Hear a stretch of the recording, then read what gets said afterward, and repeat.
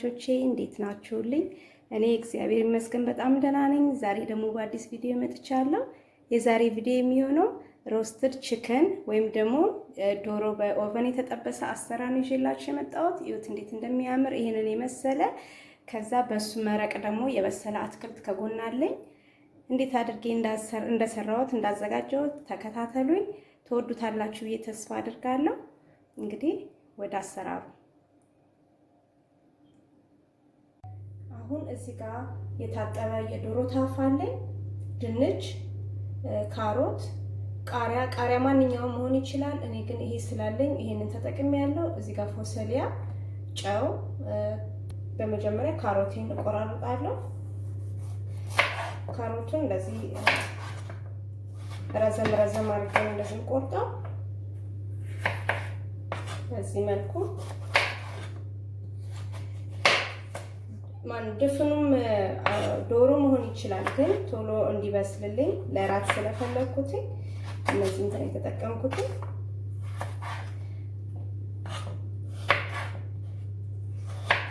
ረጅም ጊዜ ይወስዳል ድፍኑ ሲሆን እንደዚህ ተቆራረጠ።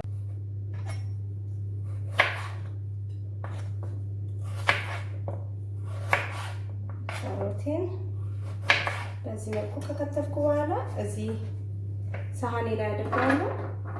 ሳህን አለኝ፣ ኦቨን ውስጥ የምከተው ማለት ነው። ከዛም ድንቼንም እንደዛ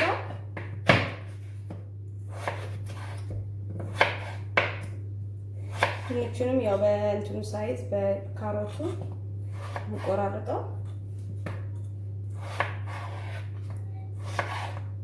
በዚህ መልኩ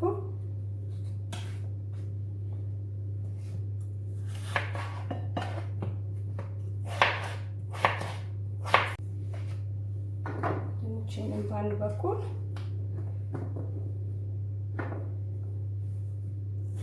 አደርጋለሁ።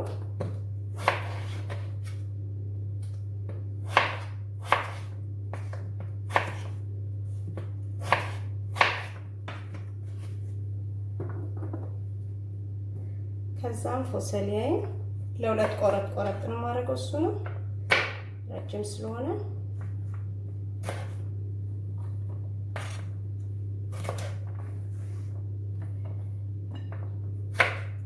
በጣም ቆንጆ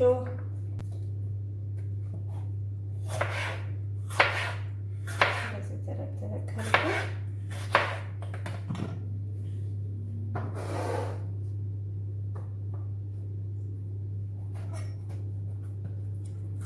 ቆርጠዋለሁ።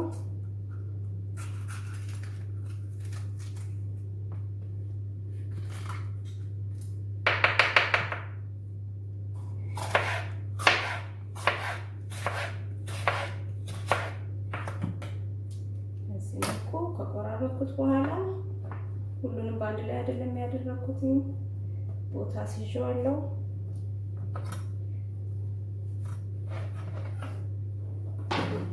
ሳያችሁ ወደ እናንተ አቀርበዋለሁ። ይሄው እንደዚህ አድርጌ በዚህ በኩል ቃሪያውን፣ በዚህ በኩል ድንች፣ በዚህ ጋር ካሮት አለኝ፣ ፎሰሊያውን በዚህ ጋር። አሁን በዚህ ላይ ጥቁር ቅመም አደርግበታለሁ፣ ቁንዶ በርበሬ ሁሉም ላይ፣ ጨው፣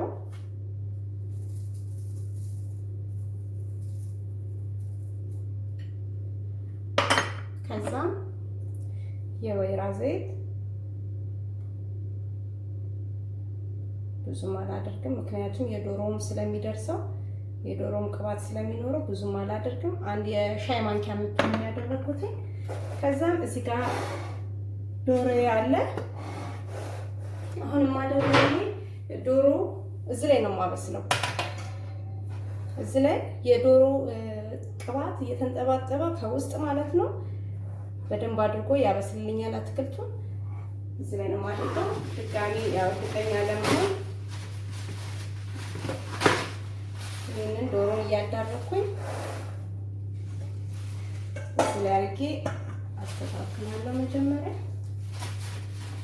እንደዚህ እያዳረኩ እዚህ ሳህኔ ላይ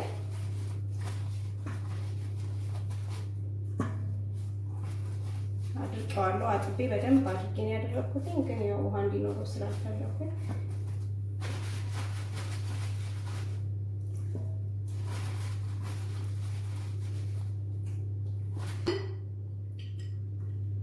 ቆንጆ በርበሬ፣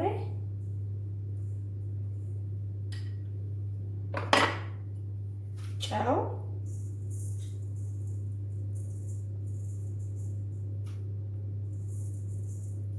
አደርጋለሁ። ከዛም በደንብ አድርጌ ለውሰዋለሁ። በእጄ መጠቀም እችላለሁ።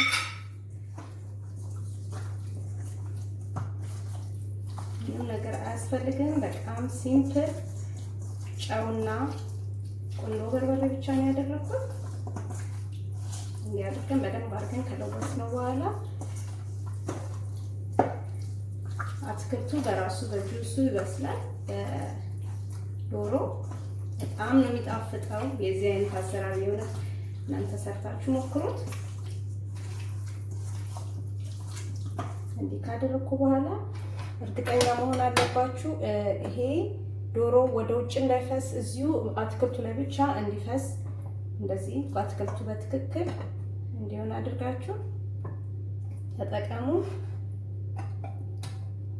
ምክንያቱም ያለበለዚያ ኦቨኑ እንዳያበላሽባችሁ።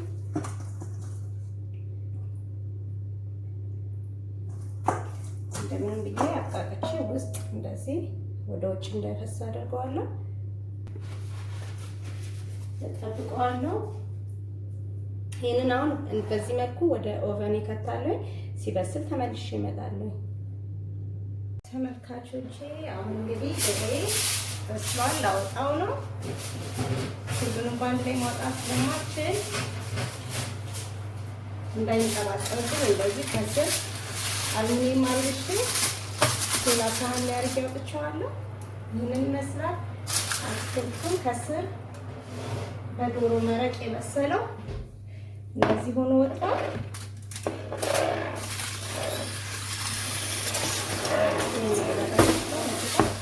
እንደዚህ ሆኗል።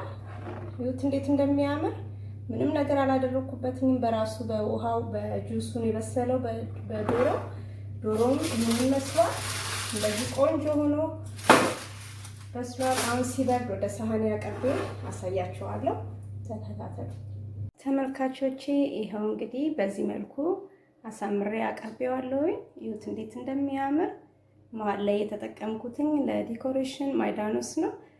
ድንቹም ያው ካሮቱም ፎሰሊያውም ቃሪያውም ሁሉም በአንድ ላይ በጣም በቆንጆ ሁኔታ በስሏል።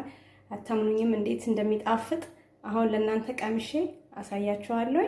ተከታተሉ ተመልካቾቼ። እንግዲህ ለእናንተ ቀምሼ አሳያለሁኝ። ይኸው ዶሮ እንዴት ክሪስፒ እንደሆነ፣ ቆዳው ራሱ የሚበላ ነው። አያችሁት? ድምፁ ራሱ ቆንጆ ሆኖ በስሏል። ትንሽ ትኩስ ነው። ይኸው እንደዚህ ነው።